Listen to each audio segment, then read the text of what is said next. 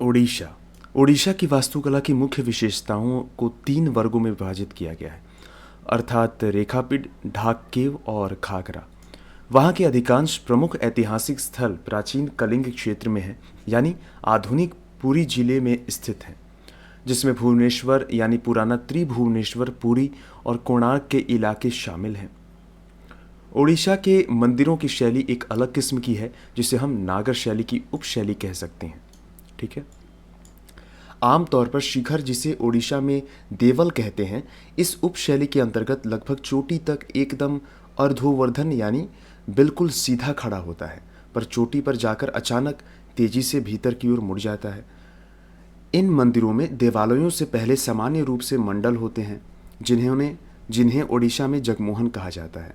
मुख्य मंदिर की भू योजना हमेशा लगभग वर्गाकार होती है, जो ऊपरी ढांचों के भागों में मस्तक पर वृत्ताकार हो जाती हैं। इससे लाट लंबाई में लगभग बेलनाकार दिखाई देते हैं। लाट के आले दिवाले आमतौर पर वर्गाकार होते हैं। मंदिरों का बाहरी भाग अत्यंत उत्कीर्णित होता है, जबकि भीतरी भाग आमतौर पर खाली होता है। ओडिशा के मंदिरों में आमतौर पर चारदीवारी होती है। बंगाल की खाड़ी के तट पर स्थित कोणार्क में भव्य सूर्य मंदिर के अब भग्नावशेष ही देखने को मिलते हैं। यह मंदिर 1240 ईस्वी के आसपास बनाया गया था। इसका शिखर बहुत भारी भरकम था और कहते हैं कि उसकी ऊंचाई 70 मीटर थी। इसका स्थल इसके भार को न सह सका और यह शिखर 19वीं शताब्दी में धराशायी हो गया। मंदिर का विस्तृत संकुल एक चौकोर परिसर के भीतरी स्थित था। उनमें से अब जगमोहन यानी नृत्य मंडप ही बचा है। अब इस मंडप तक पहुंचा नहीं जा सकता, पर इसके बारे में ये कहा जाता है कि यह मंडप हिंदू वास्तुकला में सबसे बड़ा घिरा हुआ आता है। सूर्य मंदिर एक ऊंचे आधार यानी वेदी पर स्थित है। इसकी दीवारें व्यापक रूप से अलंकृत उत्कीर्ण से ढकी हुई हैं। इनमें बड़े बड़े पहियों के 12 जोड़े हैं। पहियों में आरे और नाभि केंद्र यानी हब है, जो सूर्य देव की पौराणिक कथा तथा स्मरण को कराते हैं, जिसके अनुसार सूर्य 7 घोड़ों द्वारा खींचे जा रहे थे, रथ पर सवार होते हैं। यह सब प्रवेश द्वार के सियान यानी सीढ़ियों पर उकेरा हुआ है। आप देख सकते हैं ये पाषाण रथ है हम्पी कर्नाटक में। इस प्रकार यह संपूर्ण मंदिर किसी शोभा यात्रा में खींचे जा रहे विशाल रथ जैसा प्रतीत होता है। मंदिर तथा दक्षिणी दीवारों पर सूर्य की एक विशाल प्रतिमा है, जो हरे पत्थर की बनी हुई है। ऐसा कहा जाता है कि पहले ऐसी 3 आकृतियां थीं। उनमें से हर एक आकृति एक अलग किस्म के पत्थर से बनी हुई, अलग अलग दिशा की ओर अभिमुख थी। चौथी दीवार पर मंदिर के भीतर जाने का दरवाजा बना हुआ था, जहां से सूर्य की वास्तविक किरणें भी गर्भगृह में प्रवेश करती थीं। ठीक है। पहाड़ी क्षेत्र। अब पहाड़ी क्षेत्र के जो मंदिर हैं उनके बारे में हम पढ़ाई करते हैं, उनके बारे में जानते हैं। तो कुमाऊं, गढ़वाल, हिमाचल और कश्मीर की पहाड़ियों में वास्तुकला का एक अनोखा रूप विकसित हुआ। चूंकि कश्मीर का क्षेत्र गांधार कला के प्रमुख स्थलों जैसे कि तक्षशिला, पेशावर और पश्चिमोत्तर सीमा प्रांत के पास स्थित, इसलिए 5वीं शताब्दी तक आते आते कश्मीर की कला पर गांधार शैली का प्रबल प्रभाव दृष्टिगोचर होने लगा। ठीक है। तो पहाड़ी क्षेत्र की जो मूर्ति का जो मंदिर है, वहाँ की वास्तुकला है वो किस शैली में निर्मित है, वहाँ आपका ऑप्शन दे सकता है गांधार शैली, मिस्र शैली। तो ये गांधार शैली में बना हुआ है। दूसरी ओर उसमें गुप्तकालीन और गुप्तोत्तर कालीन परंपराएं भी जुड़ने लगी, जो सारनाथ और मथुरा से यहाँ तक कि गुजरात और बंगाल के केंद्रों से भी वहाँ तक पहुँची। ब्राह्मण, पंडित और बौद्ध भिक्षु कश्मीर, गढ़वाल, कुमाऊं और मैदानी क्षेत्र के धार्मिक केंद्रों जैसे कि बनारस, नालंदा और दक्षिण में कांचीपुरम तक के केंद्रों के बीच अक्सर यात्रा करते रहते थे। फलस्वरूप बौद्ध और हिंदू परंपराएं आपस में मिलने लगी और फिर पहाड़ी इलाकों तक फैल गई। स्वयं पहाड़ी क्षेत्रों में भी एक अलग परंपरा थी, जिसके अंतर्गत लकड़ी के मकान बनाए जाते थे, जिनकी छतें ढलवा होती थीं। इसलिए पहाड़ी क्षेत्रों में अनेक स्थानों पर हम देखेंगे कि मुख्य गर्भगृह और शिखर तो रेखा प्रसाद शैली में बने होते हैं, जबकि मंडप काष्ठ वास्तु के एक पुराने रूप में होता है। कभी कभी मंदिर स्वयं पैगोडा यानी स्तूप की सूरत ले लेता है। ठीक। कश्मीर का कारकोटा काल वास्तुकला की दृष्टि से अत्यधिक उल्लेखनीय है। कारकोटा काल उन्होंने बहुत से मंदिर बनाए, जिनमें जिनमें से पंडित थान में निर्मित मंदिर सबसे अधिक महत्वपूर्ण है। ये पहाड़ी क्षेत्र के मंदिर हैं, कुछ इस प्रकार से होते थे। ठीक है।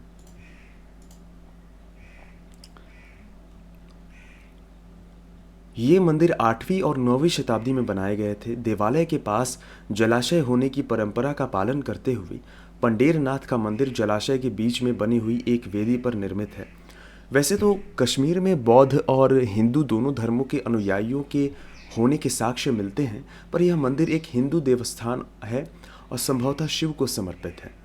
इस मंदिर की वास्तुकला कश्मीर की वर्षों पुरानी परंपरा के अनुरूप है, जिसके अंतर्गत लकड़ी की इमारतें बनाई जाती थीं।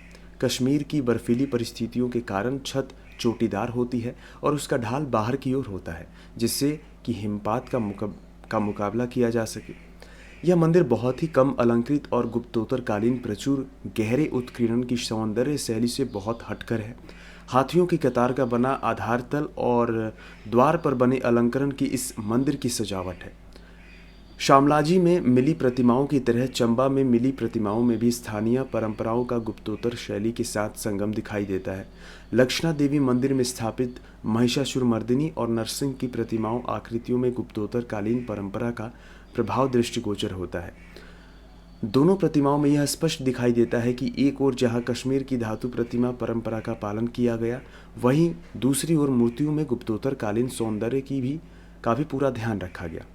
प्रतिमाओं का पीलापन संभवतः जस्ते और तांबे के मिश्रण का प्रभाव है। उन दिनों कश्मीर में उन दोनों धातुओं का खूब प्रयोग होता था। इस मंदिर में एक शिलालेख है जिसमें ये कहा गया है कि यह मंदिर राजा मेरुवर्मन के शासनकाल में 7वीं शताब्दी में बनाया गया था। कुमाऊं के मंदिरों की चर्चा करें तो वहाँ के 2 मंदिर विशेष रूप से उल्लेखनीय हैं। इनमें से एक अल्मोड़ा के पास जागेश्वर और दूसरा पिथौरागढ़ के पास चंपावत में है। ये दोनों मंदिर इस क्षेत्र में नागर वास्तुकला के उत्कृष्ट उदाहरण हैं। ठीक है। अब द्रविड़ या दक्षिण भारतीय मंदिर शैली के बारे में पढ़ते हैं कि द्रविड़ और दक्षिण भारतीय मंदिर शैली किस प्रकार से निर्मित होती थी।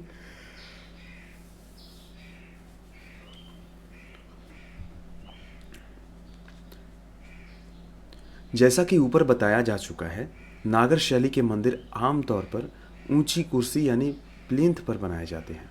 इसके विपरीत द्रविड़ मंदिर चारों ओर एक चहारदीवारी से घिरा होता है।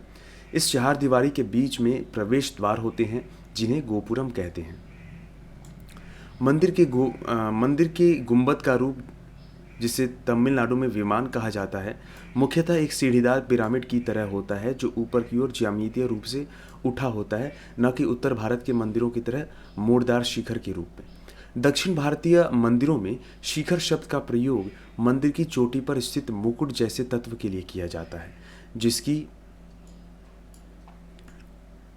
शक्ल आमतौर पर एक छोटी सी स्तूपिका या एक अष्टभुजी गुमटी जैसी होती है। यह उस क्षेत्र के बराबर होती है जहां उत्तर भारतीय मंदिरों में एक आमलक या कलश होता है। उत्तर भारत के मंदिर में गर्भगृह के प्रवेश द्वार के पास मिथुनों या गंगा यमुना नदी का प्रतिमाएं होती थीं।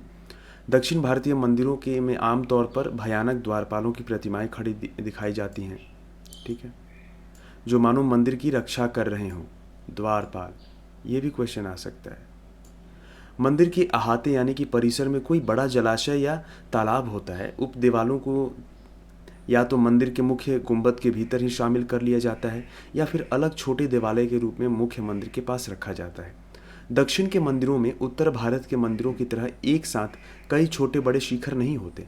दक्षिण के सबसे पवित्र माने जाने वाले कुछ मंदिरों में आप देखेंगे कि मुख्य मंदिर यानी जिसमें गर्भगृह बना होता है, उसका गुंबद सबसे छोटा है। इसका कारण ये है कि वो मंदिर का सबसे पुराना भाग होता है और समय के साथ जब नगर की जनसंख्या और आकार बढ़ जाता है तो मंदिर भी बड़ा हो जाता है और उसके चारों ओर नई चहारदीवारी बनाने की भी ज़रूरत पड़ जाती है।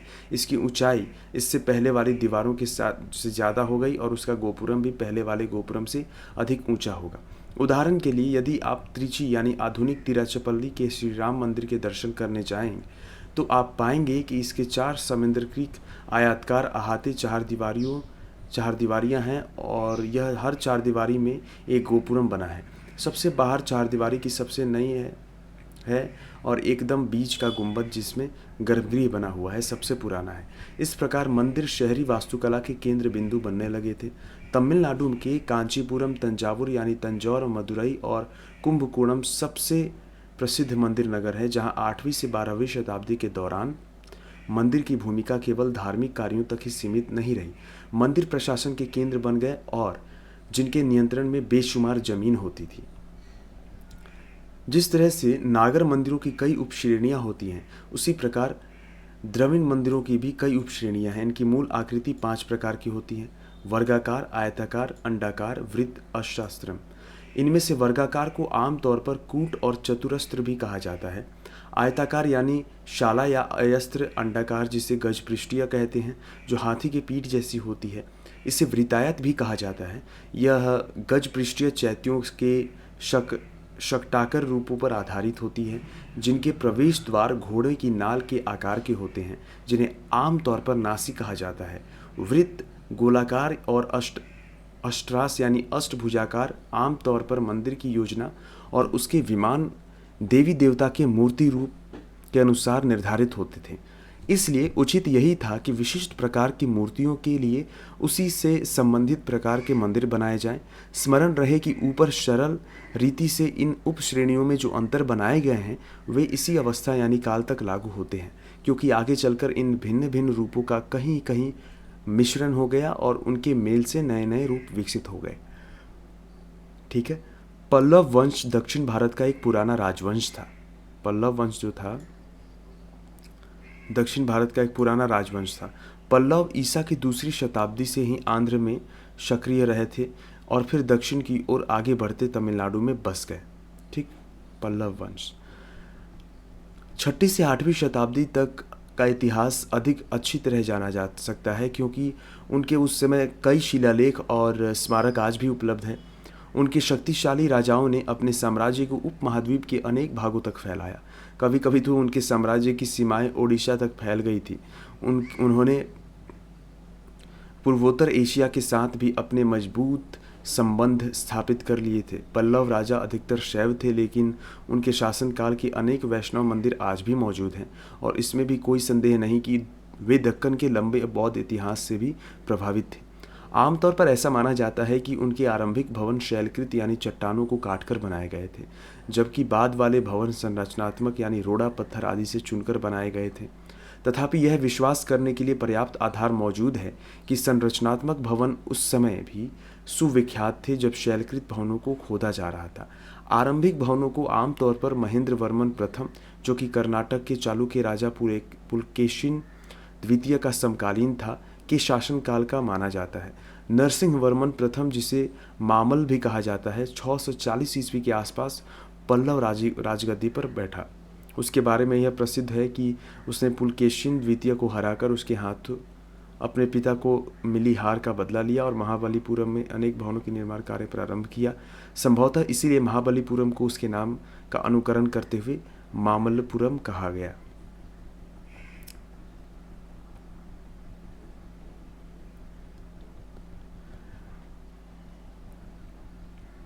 महाबली का तटीय मंदिर बाद में संभवतः नरसिंह वर्मन द्वितीय यानी 700 से 728, जिसे राज सिंह भी कहा जाता है, के द्वारा बनाया गया। ठीक है।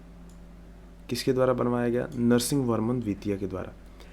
ठीक है। महाबलीपुरम का तटीय मंदिर किसके द्वारा बनाया गया? तो ये बनवाया गया नरसिंह वर्मन द्वितीय 700 से 728 ईस्वी। इस मंदिर का मुंह समुद्र की ओर करके इसे पूर्वाभिमुख बना दिया गया, परंतु यदि आप इसे गौर से देखें तो पाएंगे कि इस मंदिर में वास्तव में 3 देवालय हैं, जिनमें से 2 शिव के हैं। उनमें से एक पूर्वाभिमुख है और दूसरा पश्चिमाभिमुख है, और उन दोनों के बीच अनंत शयनम रूप में विष्णु का मंदिर है। यह एक असामान्य बात है, क्योंकि मंदिरों में आमतौर पर एक ही मुख्य देवालय होता है, पूजा के 3 स्थान नहीं होते। इससे यह पता चलता है कि मंदिरों की मूल योजना संभवतः इस रूप में नहीं थी और आगे चलकर परवर्ती संरक्षकों ने मूल देवालय के साथ और देवालय जोड़ दिए। मंदिर के अहाते में कई जलाशय, एक आरंभिक गोपुरम और कई अन्य प्रतिमाएं होने का साक्ष्य मिलता है। मंदिर की दीवारों पर शिव के वाहन नंदी बैल की भी प्रतिमाएं हैं तथा दीवारों पर और कई आकृतियां बनी हुई है, लेकिन वे सदियों तक समुद्र के नमकीन पानी की मार सहते सहते काफ़ी बिगड़ गई है। तंजावुर का भव्य शिव मंदिर, जिसे राजराजेश्वर या बृहदेश्वर मंदिर कहा जाता है, समस्त भारतीय मंदिरों में सबसे बड़ा और ऊंचा है। इसका निर्माण कार्य 1009 ईस्वी के आसपास राजराज चोल द्वारा पूरा करवाया गया था। मंदिर निर्माण उस काल की एक विशेष गतिविधि थी जब 100 से अधिक महत्वपूर्ण मंदिरों का निर्माण हुआ और चोल काल के अनेक मंदिर आज भी बेहद अवस्था में पाए जाते हैं, तो उनमें से कई मंदिरों में आज भी पूजा होती है। चोल सम्राट द्वारा निर्मित कराया गया बृहदेश्वर मंदिर पूर्ववर्ती पल्लव, चालुक्य और शांडे राजाओं द्वारा बनाए गए किसी भी मंदिर से आकार प्रकार को देखते हुए बड़ा है। इसलिए बहुमंजिला विमान 70 मीटर लगभग 230 फुट की गगनचुंबी ऊंचाई तक खड़ा है, जिसकी चोटी पर एक एकाश्म शिखर है जो अष्टभुजंग गुंबद की शक्ल की स्तूपिका है। यही वो मंदिर है जहां दर्शक को पहली बार 2 बड़े गोपुर देखने मिलते हैं। इन गोपुरों पर अनेक प्रतिमाएं बनी हैं जिन्हें बनाने की योजना मंदिर निर्माण के मूल कार्यक्रम में ही शामिल थी। नंदी का विशाल प्रतिमाएं शिखर के कोने पर लगी हुई है और चोटी पर बना कलश लगभग 3 मीटर और 8 सेंटीमीटर ऊंचा है। सैकड़ों आकृतियां विमान की शोभा बढ़ा रही हैं। हालांकि यह संभव है कि ये आकृतियां मराठा काल में जोड़ी गई हैं और मूल रूप से सभी चोल काल की न हो। मंदिर के प्रमुख देवता शिव हैं, जो एक अत्यंत विशाल लिंग के रूप में 2 मंजिलों गर्भगृह में स्थापित हैं।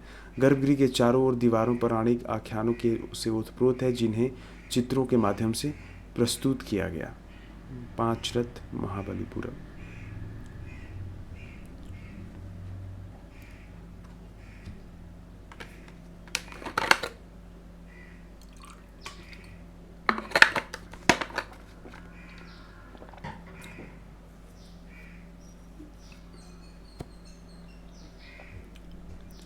दक्कन की वास्तुकला। कर्नाटक जैसे कई क्षेत्रों में अनेक भिन्न भिन्न शैलियों के मंदिरों का निर्माण हुआ, जिनमें उत्तर तथा दक्षिण भारतीय दोनों क्रमों का प्रयोग होता था।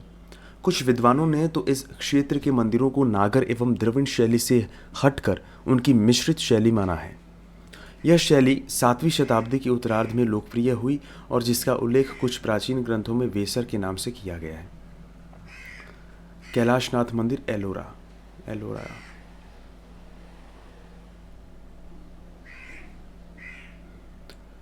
7वीं शताब्दी के आखिरी और 8वीं शताब्दी के आरंभिक दशकों में एलोरा की महत्वाकांक्षी परियोजना अधिक भव्य बन गई। 750 ईस्वी के आसपास तक दक्कन क्षेत्र पर आरंभिक पश्चिमी चालुक्यों का नियंत्रण राष्ट्रकूटों द्वारा हथिया लिया गया था। उनकी वास्तुकला की सबसे बड़ी उपलब्धि थी एलोरा का कैलाशनाथ मंदिर, जिसे हम भारतीय शैलकृत वास्तुकला की कम से कम 1000 वर्ष पूर्व की परंपरा की पराकाष्ठा कह सकते हैं। यह मंदिर पूर्णतया द्रविड़ शैली में निर्मित है और इसके साथ नंदी का देवालय भी बना है।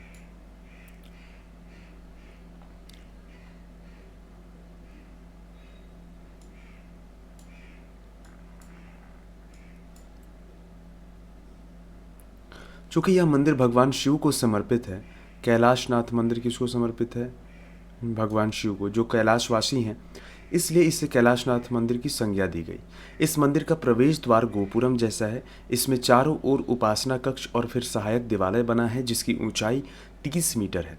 महत्वपूर्ण बात तो ये है कि यह सब एक जीवंत शैलखंड पर उकेर कर बनाया गया है। पहले एक एकाश्म पहाड़ी के एक हिस्से को धैर्यपूर्वक उकेरा यानी काटा गया और इस संपूर्ण बहुमंजिल संरचना को पीछे छोड़ दिया गया। एलोरा में राष्ट्रकूट कालीन वास्तुकला काफ़ी गतिशील दिखाई देती है। आकृतियाँ अक्सर असल कद से अधिक बड़ी हैं, जो अनुपम भव्यता को अत्यधिक ऊर्जा से ओतप्रोत है। दक्कन के दक्षिणी भाग यानी कर्नाटक के क्षेत्र में वेसर वास्तुकला की संकर मिलीजुली शैलियों के सर्वाधिक प्रयोग को देखने को मिलते जुलते हैं। पुलकेशिन प्रथम ने यहाँ सर्वप्रथम पश्चिमी चालुक्य राज्य स्थापित किया, जब उसने 543 ईस्वी में बादामी के आसपास के इलाकों को अपने कब्जे में ले लिया। आरंभिक पश्चिमी चालुक्य शासकों ने अधिकांश दक्कन पर 8वीं शताब्दी के मध्य भाग तक शासन किया, जब तक कि राष्ट्रकूटों ने उनकी सत्ता नहीं छीन ली। आरंभिक चालुक्यों ने पहले शैलकृत गुफाएं बनाई और फिर उन्होंने संरचनात्मक मंदिर बनवाए। यह गुफाओं में सबसे पुरानी गुफा है जो अपनी विशिष्ट मूर्ति कलात्मक शैली के लिए जानी जाती है। इस स्थल पर पाई गई सबसे महत्वपूर्ण प्रतिमाओं में से एक नटराज की मूर्ति है जो सप्त मातृकाओं के असली आकार से भी बड़ी प्रतिमाओं से घिरी है। इनमें से 3 प्रतिमाएं दाहिनी ओर बने हैं। ये प्रतिमाएं लालित्यपूर्ण हैं, इनकी शारीरिक संरचना पर पतली है, चेहरे लंबे बने हैं और इन्हें छोटी धोतियों लपेटे दिखाया गया है जिनमें सुंदर चुन्नटें बनी हुई हैं। यह निश्चित रूप से समकालीन पश्चिमी दक्कन या वाकाटक शैलियों में भी भिन्न है जो महाराष्ट्र में पौनार और रामटेक जैसे स्थानों पर देखने को मिलते हैं। अनेक शैलियों का संकरण और समावेशन चालुक्यकालीन भवनों की विशेषता थी। चालुक्य मंदिरों का एक सर्वोत्तम उदाहरण पट्टकल में स्थित विरूपाक्ष मंदिर है। यह मंदिर विक्रमादित्य द्वितीय के शासनकाल का है में उसकी पटरानी लोका महादेवी द्वारा बनवाया गया था। यह मंदिर प्रारंभिक द्रविड़ परंपरा का एक सर्वोत्तम उदाहरण है। यहाँ स्थित एक अन्य महत्वपूर्ण धार्मिक स्थल पापनाथ मंदिर है जो कि भगवान शिव को समर्पित है।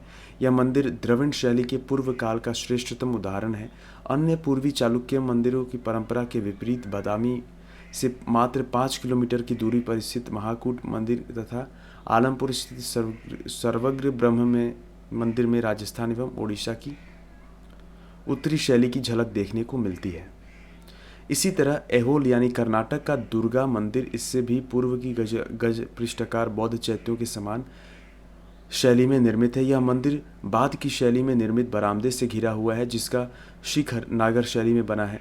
अंत में ऐहोल के लखाडन मंदिर का जिक्र करना भी जरूरी होगा। ऐसा प्रतीत होता है कि इसके निर्माण में पहाड़ी क्षेत्रों के लकड़ी के छत वाले मंदिरों से, जिनके बारे में हम पहले भी पढ़ चुके हैं, प्रेरणा मिली होगी। दोनों के बीच अंत केवल इतना ही है कि यह मंदिर पत्थर का बना है, लकड़ी का नहीं। अब प्रश्न ये उठता है कि भिन्न भिन्न शैलियों के ये मंदिर एक स्थान पर कैसे बने अथवा ये भिन्न भिन्न वास्तु शैलियाँ एक स्थान पर कैसे व्यवहार में आई। इसका कारण जिज्ञासा था या कुछ नया करने दिखलाने की ललक। निस्संदेह ये उन वास्तुकलाविदों की सृजनात्मक आकांक्षाओं की गतिशील अभिव्यक्तियां थीं जो भारत के अन्य भागों में कार्यरत अपने साथी कलाकारों के साथ प्रतिस्पर्धा में संलग्न थी।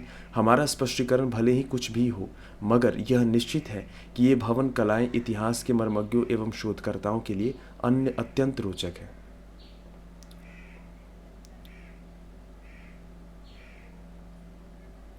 चूलों और पांड्यों की शक्ति के अवसान के साथ कर्नाटक के होयसलूर ने दक्षिण भारत की प्रमुखता प्राप्त कर ली और वे वास्तुकला के महत्वपूर्ण संरक्षक बन गए।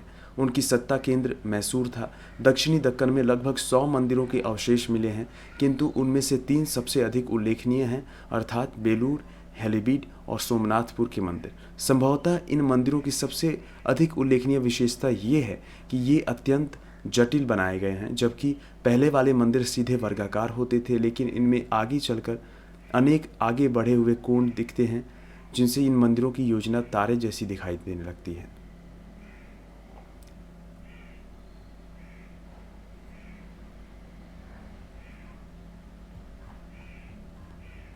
इसीलिए इस योजना को तारकीय योजना कहा जाता है। चूंकि ये मंदिर सेलखड़ी यानी घिया पत्थर से बनी हुई है, इसलिए कलाकार अपनी मूर्तियों को बारीकी से उकेर सकते थे। इस बारीकी को विशेष रूप से उन देवी देवताओं के आभूषण के अंकन में देखा जा सकता है जो उन मंदिरों पर सजे हुए हैं। कर्नाटक में हलेबीड में स्थित होयलेश्वर मंदिर होयसलेश्वर द्वारा, कर्नाटक में होलबीड स्थित होयसलेश्वर मंदिर होयसल नरेश द्वारा 1150 ईस्वी में गहरे रंग के परतदार पत्थर शीश से बनाया गया था।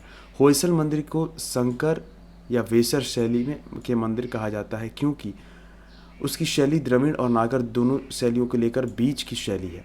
ये मंदिर अन्य मध्यकालीन मंदिरों की तुलना करके अपनी मौलिक तारकीय भू योजना और अत्यंत अलंकारिक उत्कीर्णन के कारण आसानी से पहचाने जाने जा सकते हैं। हलेबीड का मंदिर नटराज के रूप में शिव को समर्पित है। यह एक दोहरा भवन है जिसमें मंडप के लिए एक बड़ा कक्ष है जहां नृत्य एवं संगीत का कार्यक्रम सुविधापूर्वक संपन्न किया जा सकता है। प्रत्येक भवन से पहले एक नंदी मंडप है। इस मंदिर और उसके निकटवर्ती बेलूर मंदिर का गुंबद काफ़ी पहले गिर चुका है और मंदिर पहले कैसे दिखता होगा इसका अनुमान द्वारों के द्वारा और स्थित छोटे छोटे प्रतिरूपों से ही लगाया जा सकता है। केंद्रीय वर्गाकार योजना से जो कोणीय प्रक्षेप आगे निकले हुए हैं वे तारे जैसा प्रभाव उत्पन्न करते हैं और उन पर पशुओं तथा देवी देवताओं की अनेकाएक आकृतियां उकेरी हुई हैं। ठीक है, इन आकृतियों का उत्कीर्णन अत्यंत जटिल एवं बारीकी है। उदाहरण के लिए इसमें सबसे नीचे की चित्र वल्लरी में महावतों के साथ सैकड़ों हाथियों का जुलूस दिखाया गया है। इन हाथियों में से कोई भी दो हाथी एक जैसी मुद्रा में नहीं है। सन 1336 में स्थापित विजयनगर ने इटली के निकोलो डिकांटी, पुर्तगाल के डोमिंगो पेइस फरनाओ न्यूमिस तथा दुआर्ते बारबोसा और अफगान शब्द अल रजाक जैसे अंतर्राष्ट्रीय यात्रियों को आकर्षित किया, जिन्होंने इस नगर का विस्तृत विवरण दिया है। इनके अलावा अनेक संस्कृत तथा तेलुगु कृतियों में भी इस राज्य की गुंजायमान साहित्यिक परंपरा का उल्लेख मिलता है। वास्तुकला की दृष्टि से विजयनगर में सदियों पुरानी द्रविड़ वास्तुशैलियों और पड़ोसी सल्तनतों द्वारा प्रस्तुत इस्लामिक प्रभावों का संश्लिष्ट रूप मिलता है। इनकी मूर्तिकला, जो मूल रूप से चोल आदर्शों से निकली थी और जब उनकी आदर्शों की स्थापना के लिए प्रयत्नशील थी, उसमें भी विदेशियों की उपस्थिति की झलक दिखाई देती है। उनके 15वीं शताब्दी के अंतिम दशकों और 16वीं शताब्दी के आरंभिक दशकों के बीच संकलनवादी यानी मिश्रित भगवानावशेषों में जो उस समय का इतिहास सुरक्षित है, उससे पता चलता है कि विजयनगर का वो युग धन धान्य संपन्नता एक संस्कृति के सम्मिश्रण का समय था।